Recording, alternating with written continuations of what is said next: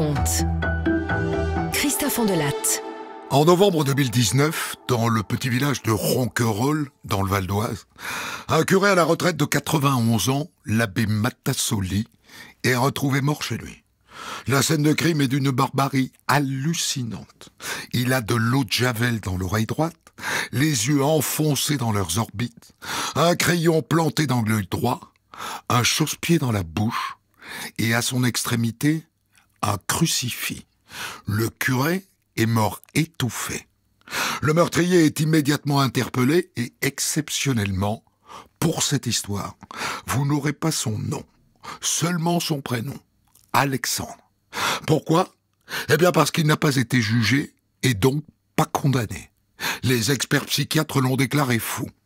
Et pour comprendre comment ils en sont arrivés à cette conclusion, je vous propose de plonger dans la code B du dossier d'instruction d'Alexandre.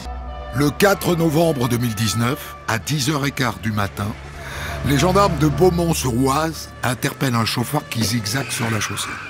Le conducteur tente de s'enfuir. Il s'appelle Alexandre, il a 19 ans depuis 10 jours et il n'a pas de permis. Il est violent avec les gendarmes et tient des propos totalement incohérents. La voiture qu'il conduit appartient à l'abbé Matassoli. Et dans la foulée, les gendarmes découvrent le cadavre de l'abbé, chez lui, tué dans des circonstances totalement barbares.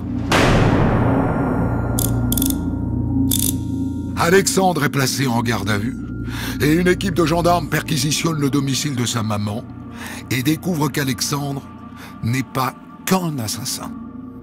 Je me suis dit, mais c'est pas possible que mon gamin ait fait ça, quoi. Parce que mon fils, c'est pas un meurtrier, mon fils, c'est pas quelqu'un de violent, c'est pas... Et puis quand j'entendais quand même un truc de torture et de barbarie, je me disais, mais c'est pas possible, mon gamin, il a pas pu faire ça, quoi. La mère d'Alexandre. Donc vous voyez, perquisition chez vous, hein. Ça fait drôle, hein. Qu'ils ont commencé à regarder et tout, machin. Je dis, de toute façon, vous pouvez y aller, mais vous trouvez rien. Parce que je dis, mon fils, il est malade. C'est pas possible.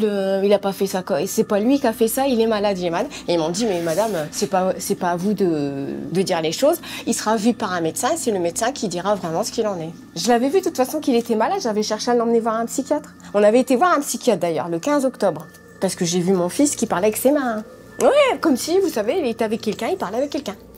Et puis, quand mon mari l'a vu faire un doigt d'honneur à notre voiture, parler puis faire des doigts d'honneur, il m'a dit là, Alexandre, il va pas bien, là.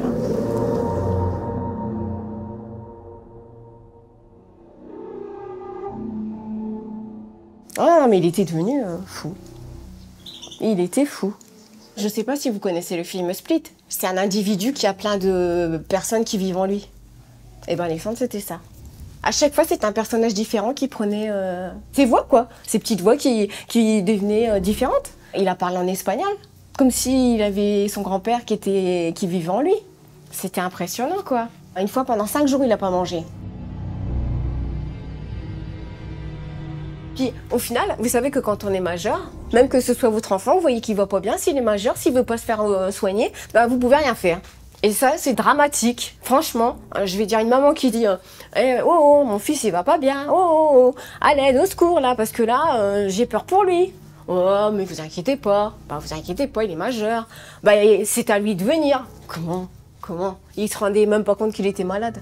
Et moi, quand les gendarmes sont arrivés ici pour faire la perquise, j'ai dit, voilà, depuis le temps que j'arrête pas de dire que mon fils il est malade, que je veux qu'il soit pris en charge, parce que sous prétexte qu'il est majeur, personne ne veut s'en occuper. J'ai dit, voilà le drame. Et le policier m'a dit, regardez madame, maintenant on va s'en occuper. J'ai dit, ouais mais regardez, on va s'en occuper, mais qu'est-ce qui vient de se passer là? Parce que là au final, pour moi, Alexandre, je me suis dit, ça aurait pu être évité tout ça. Ça aurait pu être évité. En garde à vue, face aux gendarmes, Alexandre est totalement incohérent. Alors ils le conduisent à l'hôpital psychiatrique de Clermont-de-Loise, où il est vu par un psychiatre. Code B 161. Rapport médico-psychiatrique du docteur Alain Targa. Alexandre est âgé de 19 ans. Il est le 3e d'une fratrie de 4. Ses parents sont divorcés. Devant l'aspect inquiétant du sujet sur le plan mental, Alexandre est resté menotté durant l'examen qui se déroule en présence d'un infirmier. Lorsque nous faisons référence au prêtre, Voici les réponses d'Alexandre.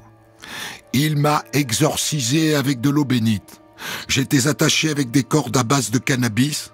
Quand j'étais petit, il pensait que j'étais démoniaque. Alexandre exprime par ailleurs un sentiment morbide. Le temps s'est arrêté dans ma tête depuis 6 mois. Le temps ne m'intéresse plus à cause d'échecs amoureux, d'échecs scolaires et d'échecs de la vie. Ce qui est important, ça n'est pas le temps qui passe, c'est ce que l'on ressent.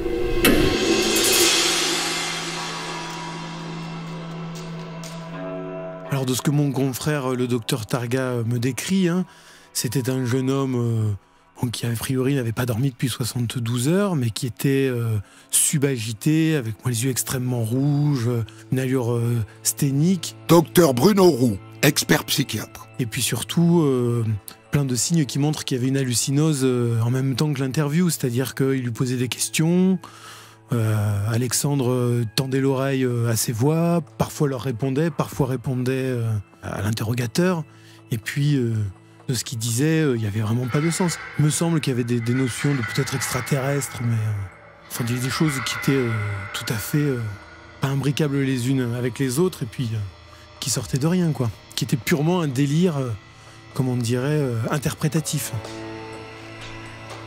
Code B161. Rapport d'expertise médico-psychiatrique du docteur Tarka. Nous n'avons pas pu transcrire l'intégralité des propos d'Alexandre, du fait du caractère prolixe de son discours, qui prenait une forme confuse, puis hermétique, de façon permanente. Durant tout l'entretien, Alexandre ne se révélera jamais calme et serein, montrant de façon permanente une agressivité contenue qu'il aurait pu exprimer physiquement. Alexandre doit faire l'objet d'une hospitalisation sans son consentement.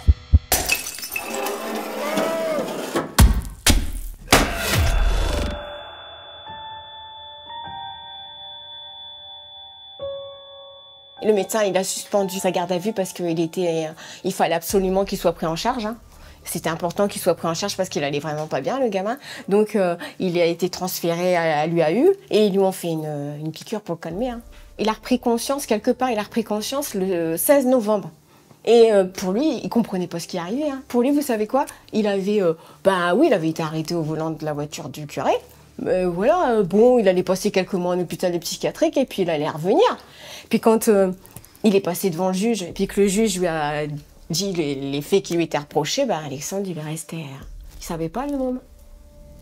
Il savait pas ce qu'il avait fait.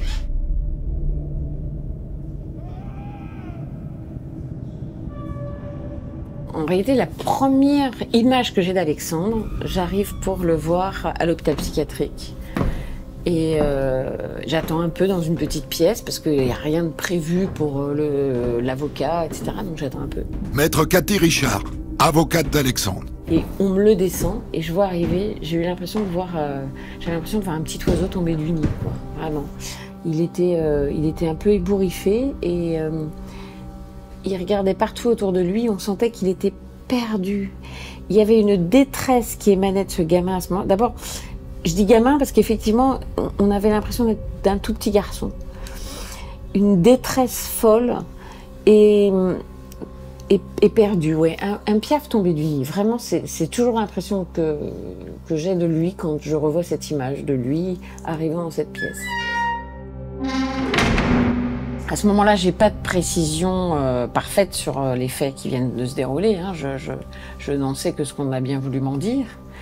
Mais c'est vrai que le gamin que j'ai en face de moi me fait pas peur, moi. Vraiment. Enfin, d'ailleurs, on me demande est-ce qu'on vous laisse tout seul avec, est-ce qu'on vous laisse toute seule avec lui? Je réponds oui, bien sûr. Oui.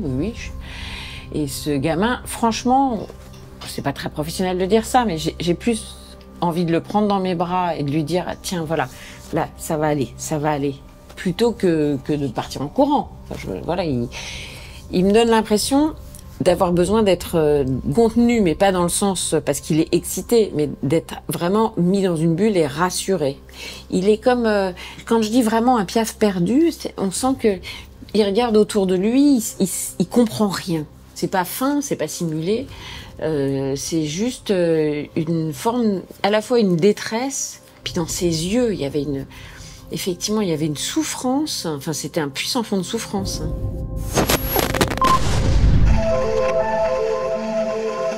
Durant 10 ans, cette maison typique de l'Oise a abrité Roger Matassoli, un prêtre retraité, isolé et assassiné, il y a 3 semaines, dans des circonstances particulièrement violentes. Outre le fait qu'il présentait des traces de coups sur l'ensemble du corps, il avait un crucifix enfoncé au fond de la gorge. Le principal suspect, Alexandre V, est arrêté par hasard par des gendarmes lors d'un banal contrôle routier. La voiture qu'il conduit appartient à Roger Matassoli. Il se rend compte qu'il n'a pas le permis. Le conducteur se rebelle. Ce jeune homme de 19 ans n'a pourtant pas le profil d'un délinquant. Moi, quand je vois les clients, avant d'avoir eu accès au dossier, il est extrêmement rare que j'interroge sur les faits. Parce que de toute façon, ils peuvent me dire n'importe quoi. Ça ne me sert à rien. Donc, je suis plutôt là, à ce moment-là, pas pour l'interroger. C'est pas mon job. Il va être interrogé par d'autres. Il l'a déjà été. Moi, je suis là à ce moment-là pour lui donner, au contraire, des réponses dans la mesure où j'en ai. Donc, lui expliquer ce qui va se passer, me présenter, lui dire qu'il est plus tout seul. Voilà. Je suis pas du tout dans une optique de l'interroger. C'est plutôt moi qui lui parle à ce moment-là. C'est plutôt moi qui lui explique, qui lui demande qu'est-ce qu'il a compris de ce qui se passe, de ce qui est en train de se passer, qu'est-ce qui va lui arriver. Et puis effectivement, de le rassurer, parce qu'à ce moment-là, il a quand même conscience qu'il peut aller en prison. Ça, oui, il l'a entendu en garde à vue. Il a conscience qu'il va aller en prison, qu'il peut aller en prison. Il est terrorisé par ça aussi, à l'idée d'aller dans une prison.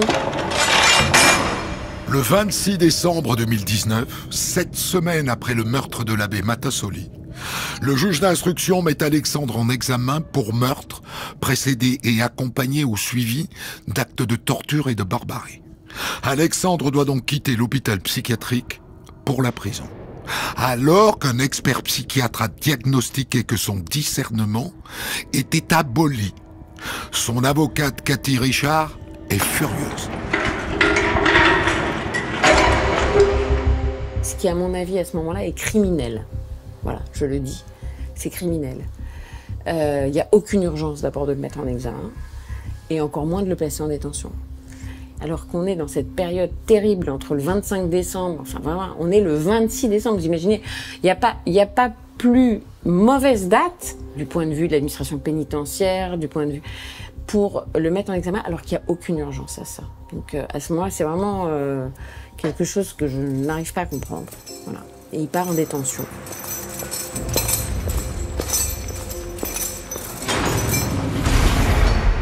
Et je passe un temps fou à essayer de voir avec la maison d'arrêt vers laquelle il est dirigé pour prévenir qu'il ne doit pas aller dans un quartier classique, qui doit tout de suite être mis en infirmerie. Je me démène.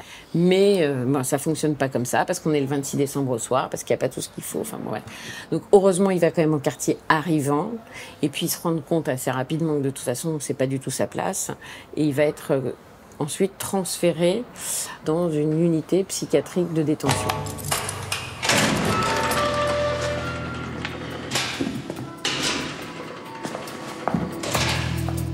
C'est un choc quand même. J'ai revu mon fils, j'ai réussi à revoir mon fils après qu'il a été mis en examen et tout.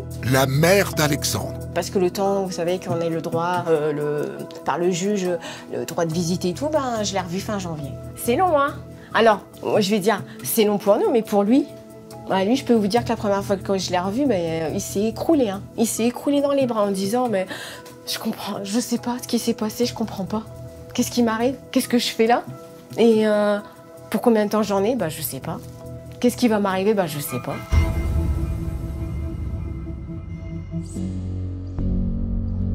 Je sais pas ce que j'ai fait, maman, j'ai fait quoi? Je me souviens pas, maman, j'arrive pas à me souvenir. J'ai beau réfléchir, je me souviens pas. C'est impressionnant quand même. Hein.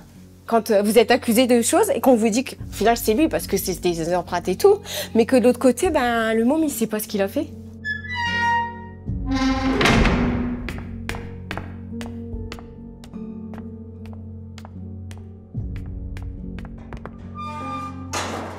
Je tenais bon devant lui, mais dès que la porte était fermée, je m'écroulais. Hein. Parce que c'est horrible de voir son gamin pas comme ça. En plus, c'était l'hiver, il n'était pas habillé, il avait, vous savez, juste le pyjama, les tenues d'hôpital, là. Il n'avait pas le droit à un peignoir, il avait le droit à rien, pas de chaussettes. J'ai même fini par dire aux infirmières, j'ai dit, mais vous pouvez pas, comment ça se fait qu'il n'est pas habillé? Il n'a pas le droit, c'est trop tôt, machin. Mais j'ai dit, mais au moins, mettez-lui des chaussettes, mettez-lui... J'ai les glacé, le gamin. Il était frigorifié, le moment. Puis il y a un zombie, il marchait...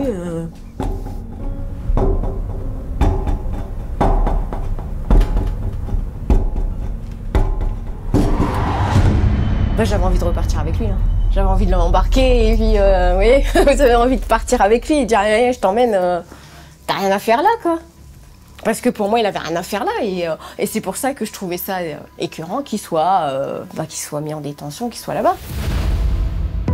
Plongé dans l'esprit des plus grands criminels, Ondelatte raconte. Côte B sur Europe 1. Christophe Ondelatte. 4 mois après le meurtre de l'abbé Matassoli, Alexandre est expertisé par un nouveau psychiatre, le docteur Bruno Roux. Oui, alors c'est un homme qui est de petite taille, hein. Il mesure même pas 1m65, 67 kg, il est de corpulence assez fine. Puis quand je le rencontre, il a une barbe éparse, mais quand même un peu touffue. Bon, il est en pyjama bleu. Hein. Docteur Bruno Roux, expert psychiatre. C'est quelqu'un qui se pose énormément de questions. C'est quelqu'un qui veut savoir comment est-ce qu'il a pu en arriver à tuer, et puis savoir également ce que va devenir sa vie maintenant qu'il est malade. Sachant que quand je le rencontre, il n'a pas un souvenir très clair et précis d'avoir tué le père Matassoli. Et je rencontre un jeune homme qui est vraiment une image d'Épinal de l'hospitalisation psychiatrique. Il est ralenti. Au bout d'un moment, on se rend compte qu'il a quand même une désorganisation de la pensée, que toutes les questions sont pas répondues en même temps, qu'il mélange un peu les faits et puis qu'il a des souvenirs très partiels. Néanmoins, en prenant du temps, une bonne heure et demie, on se rend compte que c'est quelqu'un qui a un bon bagage intellectuel et qui aime bien mettre en narration. Donc il fait un effort pour essayer de recomposer ce souvenir qui pour lui est complètement déstructuré puisqu'il était à l'éclosion d'une schizophrénie gravissime à l'époque. L'année où Alexandre tue l'abbé Matassoli est pour sa famille une année terrible. Il est à la fac de droit après avoir décroché son bac avec mention assez bien. Et après une rupture amoureuse, il sombre. Sa mère le voit parler tout seul, lutter contre des voix intérieures. Et elle comprend qu'il devient schizophrène, comme son ex-mari, le père d'Alexandre. Il prenait des pierres, il se claquait la pierre sur la tête. Hein. La mère d'Alexandre. Parce qu'il en avait marre d'entendre ses voix, il ne voulait plus les entendre. Hein. Parce qu'il m'a dit que c'était horrible. Apparemment, à la fin, elle hurlait dans sa tête. Elle hurlait dans sa tête. Et au final, quand elle voulait qu'il fasse quelque chose et qu'il ne voulait pas les faire, elle hurlait. Si bien qu'il m'a dit il n'en pouvait plus. Il n'en pouvait plus.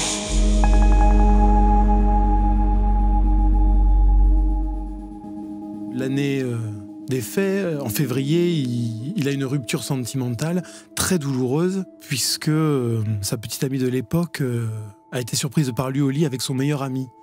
Donc à partir de ce moment-là, lui, il évoque une année qui glisse. Alors il dit je bois, il dit boire seul, même jusqu'à l'ébriété, il fume le cannabis, il a désinvesti complètement ses études de droit, et donc il commence à raconter finalement ce vécu hallucinatoire qui arrive petit à petit avec au début des voix un peu pondérées. Il a des voix très négatives, et puis 2-3 personnes références qui vont être dans sa tête sous forme d'hallucination acoustico-verbale. Il citera un ancien professeur de français, et également le conjoint de sa mère, avec lequel il dit avoir eu pas mal de frictions, mais dont il reconnaît néanmoins le cadre sécurisant qu'il a pu lui proposer par le passé. Bon, il faut savoir que la mère d'Alexandre avait aussi un vécu douloureux avec le père d'Alexandre, qui était donc schizophrène. Il y avait eu de fortes violences dans le couple. Il y avait eu notamment une tentative de suicide aux 4 ans d'Alexandre de la part de sa mère. Ce qui est d'ailleurs un moment fondateur de la maladie psychique, parce que même si on est très loin des prodromes de la schizophrénie à 4 ans, il va constituer un cauchemar récurrent qui ne cessera d'avoir à partir de là. C'est un monstre, une bébête noire avec les yeux verts, qu'il voit pour la première fois quand il voit partir sa mère après sa tentative de suicide, et qui reviendra par cauchemar de manière récurrente, et laissera un fond de mal-être tout au long de son développement. Devant l'expert psychiatre, Alexandre raconte les heures qui précèdent le meurtre de l'abbé Matassoli. 48 heures plus tôt, il s'est engueulé avec sa mère qui ne supportait plus ses crises. Elle a tenté de le faire interner, mais il était majeur et elle ne pouvait rien faire sans son consentement. Après la dispute, Alexandre a claqué la porte et il est allé se réfugier chez son père. Donc au moment où les faits commencent, il est chez son père, et de son propre aveu, il est chez son père parce que son père lui fout une paix royale. Néanmoins, son père est comme avant lui, atteint d'une schizophrénie, et il essaye lui aussi, par le biais de l'expérience, de l'amener à consulter, ce qui n'est pas possible. Et donc la matinée des faits, elle commence par une hallucination. Le sujet entend son demi-frère, le frère qui n'est pas là. Il essaye de rentrer dans la chambre et là, il voit qu'il y a une clé de cryptage sur la porte, sur une porte de maison classique. Donc il est à ce moment-là extrêmement persécuté. Il va alors se recoucher et pendant qu'il fait cette sieste, il a de fortes hallucinations synesthésiques. Il a l'impression d'être roué de coups, tabassé. Il dit des douleurs d'accouchement dans son lit. Au moment où il se réveille, il est vraiment très mal et là, il se confronte à son père. Il ne saurait absolument pas dire pourquoi le conflit commence, mais il se voit mettre le premier coup de poing, amener son père au sol et le rouer de coups à terre avant de quitter la maison et de se réfugier dans les bois. Ce qui va durer à peu près 48 heures avant qu'il ne réémerge à quelques dizaines de kilomètres de là chez le père Matassoli. Alors, il a une amnésie partielle des faits et notamment, il ne sait absolument pas ce qui s'est passé pendant 48 heures quand même et 16 km d'écart. Donc on l'imagine peut-être errant dans les bois dans un état de délire et d'hallucination totale. Et lui se souvient de l'ouverture de la porte du père Matassoli et de sa première phrase qu'il lui a dit. Il lui dit « Mon père, pourquoi j'entends des voix ?» Et là-dessus, sans expliquer plus, assez rapidement, il va lui sauter dessus et commencer. Pareil, il va employer ce terme « amener à terre ». Il donne le premier coup, il l'amène à terre. Et à partir de ce moment-là, il se souvient plus trop. Bon, a priori, je pense qu'il n'aura jamais de souvenir de ça parce qu'il a une forte dissociation traumatique. Je pense que la scène de crime était particulièrement violente. Il n'y a pas eu d'arme à part, je crois, un crucifix qui a été enfoncé dans la gorge. Mais sinon, c'est un crime qui a été fait entièrement non armé, à main nue. Donc là-dessus, je pense que le sujet a une dissociation traumatique qui fait qu'il ne peut pas se souvenir de la violence de ses coups.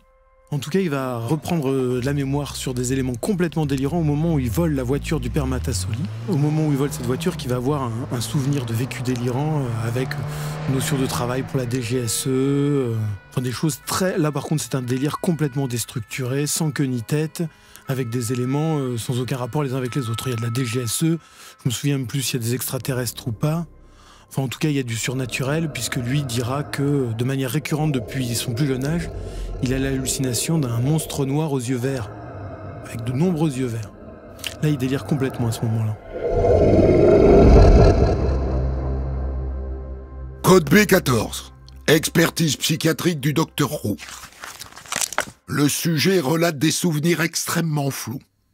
Je me souviens de l'avoir frappé. Je lui ai demandé pourquoi j'entends des voix dans ma tête. Il a essayé de s'enfuir et je l'ai emmené au sol et frappé. Je pensais qu'il me contrôlait à distance avec une télécommande. Alexandre dit qu'il entendait la voix de son grand-père qui disait en espagnol « Hijo de puta », fils de pute. Alexandre raconte qu'ensuite, il se souvient avoir été arrêté. Là, quelque part, cette personne, je vais dire, elle lui avait fait du mal aussi à lui. Alors, comme j'ai dit, je cautionne pas ce qu'il a fait. Je lui ai dit, je suis pas d'accord pour ce qu'il a fait. Mais de l'autre côté, je sais aussi que c'est pas lui. Parce qu'il n'était pas arrivé chez lui pour en découdre. Il voulait pas le tuer. Il voulait juste savoir pourquoi il entendait sa voix dans sa tête. La mise à mort de l'abbé Matassoli a été d'une barbarie inouïe. Alexandre l'a asphyxié avec un chausse-pied et lui a ensuite enfoncé un crucifix dans la gorge. Pourquoi tant de barbarie ? La réponse est dans la code B d'Alexandre et dans les secrets de famille, car le curé Matassoli était loin d'être un saint. Je peux vous dire que quand il venait à la maison, il parlait super bien et tout, il était gentil, on lui donnait le bon Dieu sans confession, comme on dit. La mère d'Alexandre. Et il était apprécié de tout le monde. D'ailleurs, il faisait des repas de famille avec nous, nous en tant que couple, et aussi dans la famille. Quand on se réunissait chez les beaux-parents et tout, il était aussi à la table. Et il nous a mariés, il a baptisé mon fils, il a refusé de baptiser ma fille. Quand il voulait pas baptiser ma fille, j'ai dit pourquoi tu voulais pas baptiser? Vous avez baptisé mon premier, vous voulez pas baptiser ma fille? Du coup, comme j'ai un peu cassé les pieds, il me l'a baptisé, mais bon, à contre-cœur. Et apparemment, c'était sa devise, hein, parce qu'il l'a pas fait qu'à moi. Hein. À beaucoup, il refusait de baptiser les petites filles. Il baptisait les garçons, mais pas les filles. C'est curieux quand même. Hein. Là, on parle de la code B d'Alexandre, mais ce qu'on peut déplorer, c'est qu'il n'y a pas eu de code B Matassoli. Maître Cathy Richard, avocate d'Alexandre. Parce que, bon voilà, on en a appris beaucoup après sa mort, en réalité. La mort de l'abbé Matassoli a délié beaucoup de langues. Roger Matassoli est d'abord décrit comme un prêtre sympathique et apprécié de ses paroissiens. C'est adorable, au catéchisme, il était super marrant, super gentil, il était même vachement cool pour un prêtre. L'homme charmant aurait pourtant eu de dangereux penchants. Tout le monde savait qu'il avait les mains baladeuses avec les garçons. Parce que moi, ma mère me disait de faire attention. Moi, je sais que il y a juste une fois, sa main sur mon genou, mais ça n'a pas été plus loin. Pour Jean-Paul, en revanche, ce serait allé très loin. J'avais 9-10 ans. Un soir du printemps 1962, lors d'un camp scout, le père Matassoli, 24 ans à l'époque, l'aurait entraîné dans sa tente. Je me suis retrouvé à côté de lui, pas pour dormir, toute une nuit. Et je ne peux pas rentrer dans les détails, mais j'étais tout petit. La sexualité, le sexe, je ne savais pas ce que c'était. Je comprenais pas ce qui m'arrivait. Je ne comprenais pas du tout. Un an plus tard, Jean-Paul se confie à son père, un homme très croyant et pratiquant. Moi, je voyais mon père comme Superman, c'est-à-dire qu'il était capable de déplacer les montagnes, il allait punir ce Roger Matassoli, il allait le dire à l'évêque et tout, mais je pense qu'il n'a rien fait. C'est un peu un mystère pour moi. En tout, 3 victimes présumées se sont fait connaître officiellement. Jean-Paul, Jacques et un autre garçon enfant de cœur qui aurait été agressé sexuellement durant 4 ans. Mais les cibles du père Matassoli pourraient être bien plus nombreuses. On est peut-être 10, on est peut-être 20.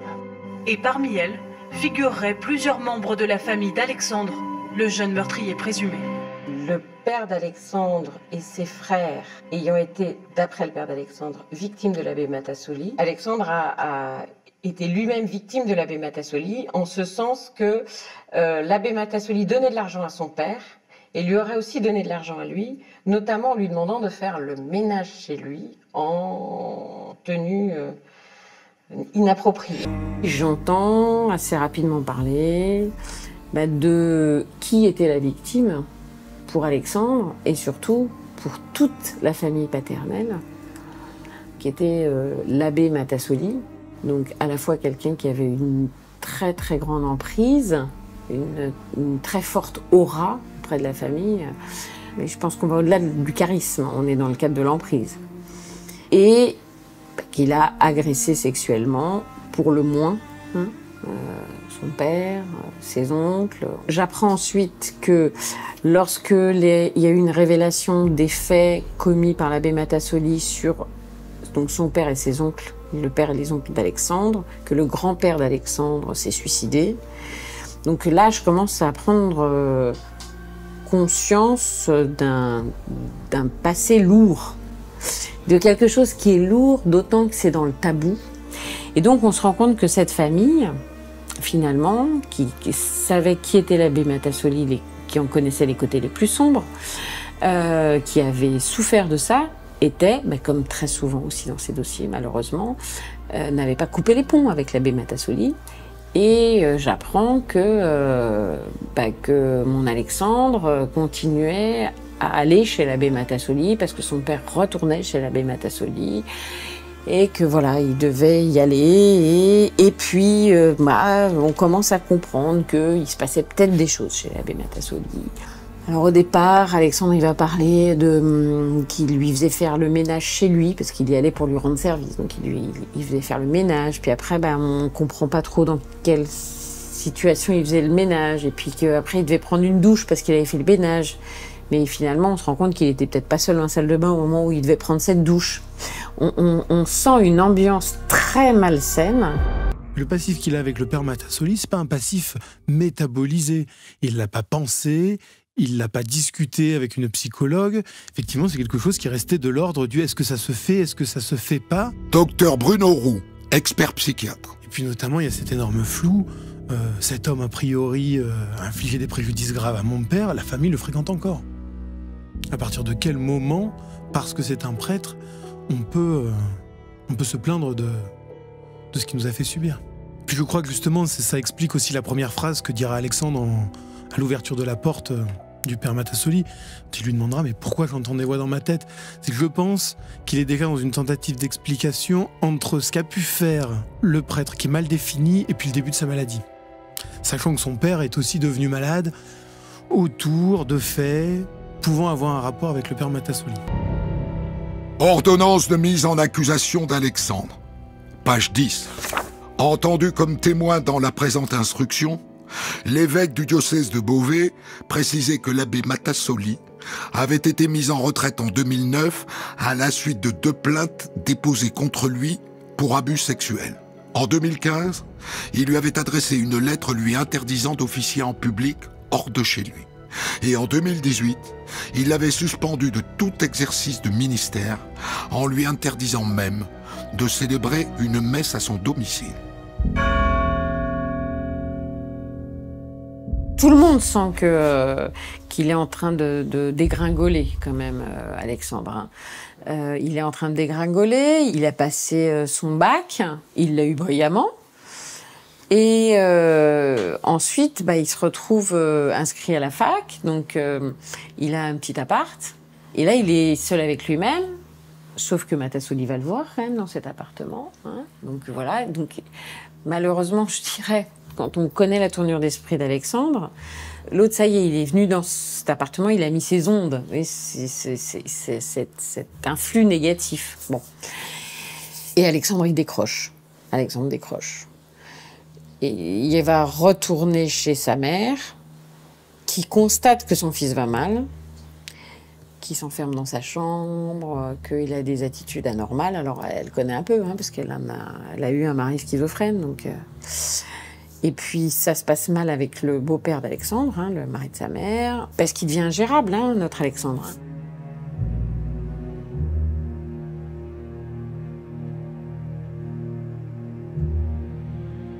Ah sincèrement, quand il est revenu vivre à la maison, c'était au mois d'avril.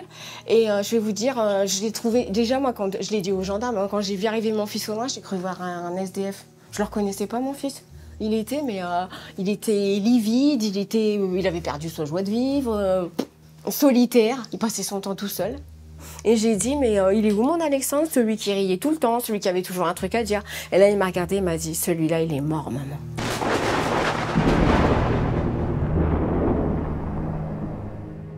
Et puis, quand il est arrivé ici, régulièrement, le curé, il l'appelait pour qu'il aille chez lui, parce que il habitait pas très très loin, vous savez.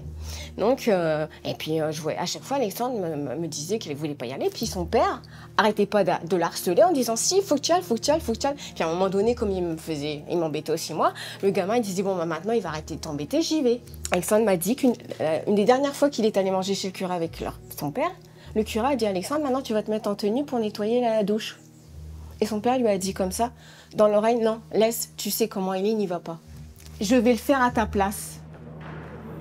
Le 16 juillet 2021, la chambre d'instruction de la cour d'appel d'Amiens, après avoir entendu son avocate, l'avocat général et 2 experts psychiatres, décide qu'il est pénalement irresponsable du meurtre de l'abbé Matassoli.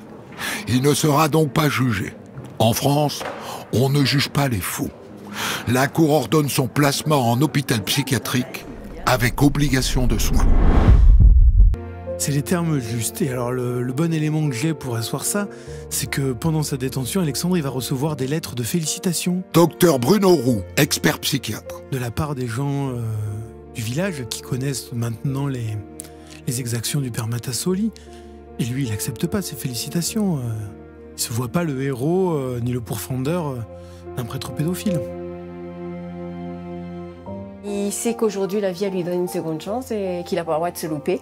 Donc, il reprend le chemin de l'école. Donc, il va faire des cours à distance. Il dit toujours que si aujourd'hui, il est là, comme il est, c'est parce que, j'étais là. Parce que, des fois, quand il allait pas bien et tout, je disais, allez, ça va aller, allez, t'inquiète pas, ça va aller. Et puis, t'es pas tout seul. Et puis aussi de dire, je t'aime, hein. C'est pas grand chose, mais pour lui, c'est beaucoup, hein. Surtout quand vous êtes de l'autre côté, vous savez pas du tout ce qui se passe.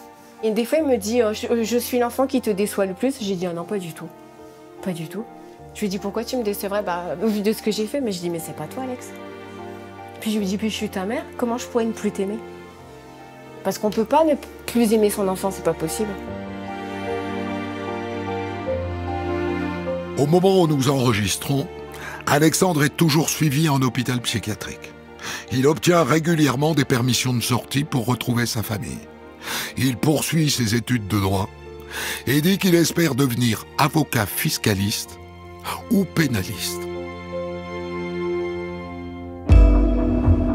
C'était On de la raconte, Code B, rédaction en chef Guillaume Maury, réalisation Boris Paczynski. Le podcast de ce programme est disponible tous les vendredis dès 6h du matin. Retrouvez On de la raconte, Code B, tous les vendredis de 14h à 15h sur Europe 1.